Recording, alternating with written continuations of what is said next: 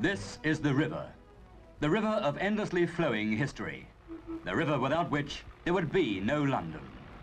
The river of breathless beauty and teeming commerce, both changing and changeless.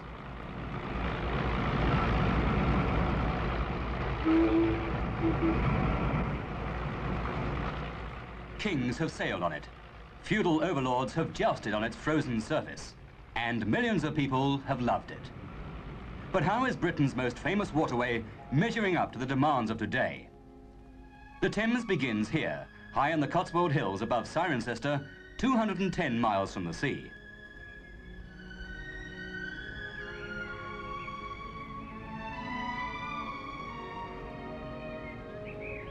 Water gushes out only after heavy rain, and the riverbed is usually dry for several miles before the stream starts trickling.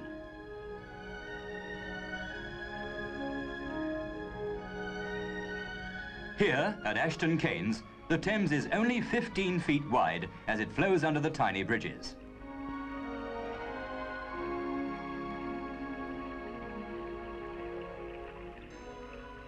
The Colne is the first of the Cotswold little rivers to feed the big one.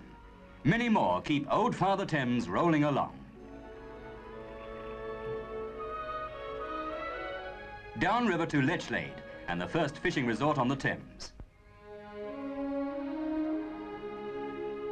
The trout here are jovial, like the famous pub known to generations of fishermen.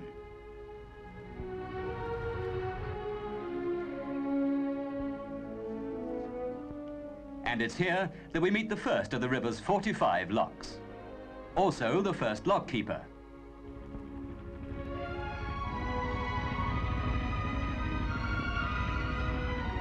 The Thames flows ever onwards with a sure consistency, though some inconsistent things happen on the way, such as Newbridge having one of the oldest bridges anywhere on the river.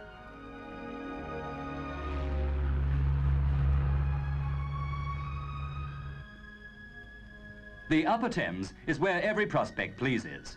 Well, almost. Some riverside glimpses of Oxford seem out of character with the dreaming spires of Britain's oldest university city. Punts are vanishing, but boating is booming. Motor cruises are the thing now if you mean to be with it. 500 are hired out every year, apart from the private craft of the lucky ones. And no speeding by order. The limit is 8 miles an hour. So far, the Thames is the river of pleasure seekers, unchanged, except that today there are more seekers than ever. Every year, the tourists come in bigger numbers to see one of the most famous views in the country. And then, from Windsor, sail on to Runnymede, where a bad king signed a good charter.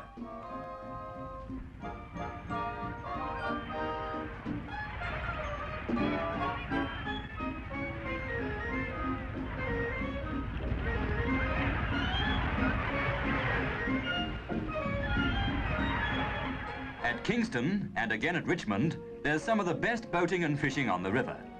It's still nearly 70 miles to the open sea, and from Teddington, where the tide ends, you sail under 28 bridges before you reach the tower. Incidentally, a whale swam 60 miles upriver and died when it fractured its skull diving into shallow water near Kew.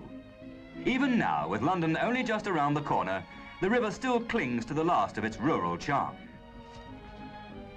And at Hammersmith, there's still an air of a more leisured age. But thereafter, the great change begins. London takes over the river with its giant power stations, its sprawl of docks, quays, wharves and shipping, and the sewage from the world's greatest city, which has polluted the river so much that for miles downstream from Chelsea, no fish can live.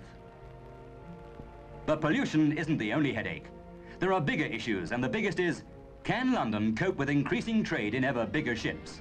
For 2 years, experts investigating the nation's major ports, with a spotlight on London, have held nearly 50 meetings and have come up with recommendations which have caused some heartburnings. Today, one of the problems is lost traffic in a port which handles 1/3 of all Britain's imports and exports.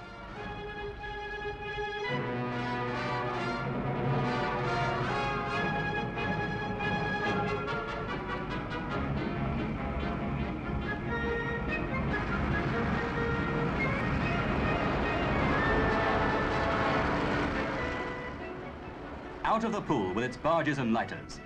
The biggest lighthouse company on the river owns more than 600 of these craft.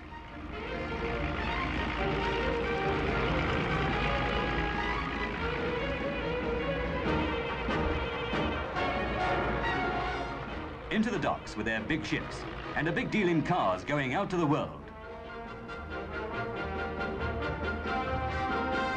Next door, Sunday's joint is coming in.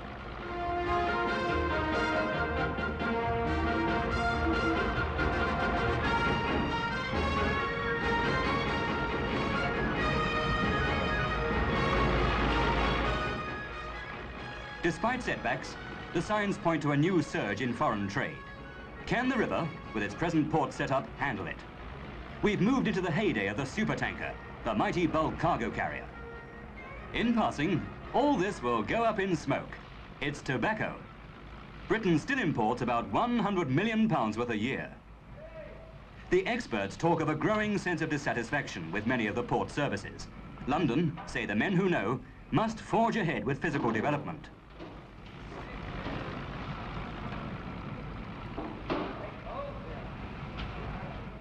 The new and bigger ships need deeper water and the last word in discharging gear. It all adds up to a radical reassessment of port facilities.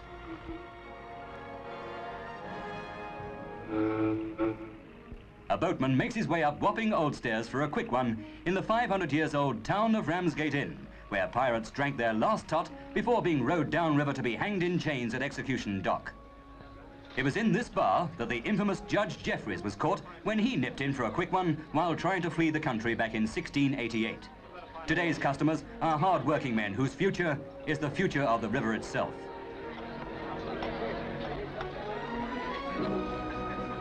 Docks like this range over 4,000 acres with nearly 36 miles of quays. About a third of the entire docks were wiped out during the war, and money has since been poured in like a Thames tide. £40 million have gone on rebuilding, and by 1968, 30 million more would have been spent.